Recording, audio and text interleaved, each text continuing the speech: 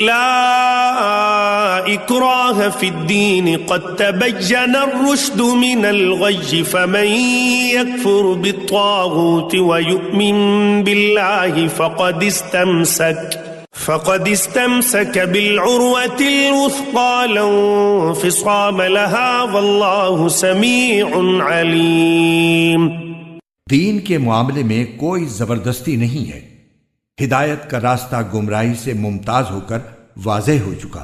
اس کے بعد جو شخص طاغوت کا انکار کر کے اللہ پر ایمان لائے گا، اس نے ایک مضبوط کنڈا تھام لیا جس کے ٹوٹنے کا کوئی امکان نہیں، اور اللہ خوب سننے والا ہے، سب کچھ جاننے والا ہے۔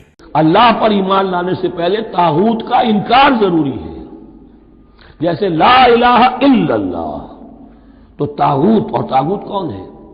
طغا سے سرکش، جس نے اپنی حاکمیت کا اعلان کیا وہ طاغوت، جس نے غیر اللہ کی حاکمیت کو تسلیم کیا وہ طاغوت، اس کے تحت بننے والے سارے انسٹیٹیوشنز طاغوت، جو بھی ادارے ہوں، چاہے کتنے ہی خوشنما ادارے ہوں۔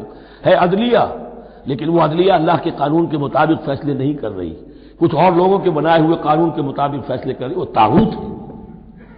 جو بھی اللہ کے حدود بندگی سے تجاوز کرتا ہے وہ طاغوت ہے۔ طغیانی کسے کہتے ہیں؟ پانی دریا کی حدوں میں بہہ رہا ہے، لیکن جب وہ اپنی حدوں سے نکلا طغیانی پہ ہے۔ دریا کو اپنی موج کی طغیانیوں سے کام، کشتی کسی کی پار ہو یا درمیان رہے، اسے اس کی کیا فکر ہے؟ تو طغا اور بغا، یہ دونوں بڑے قریب کے الفاظ ہیں، بغاوت اور طغیانی۔ فمن یکفر بالطاغوت، طاغوت کا انکار، جو کوئی کفر کرے طاغوت کے ساتھ، وَيُؤْمِن بِاللَّهِ، اور پھر اللہ پر ایمان لائے۔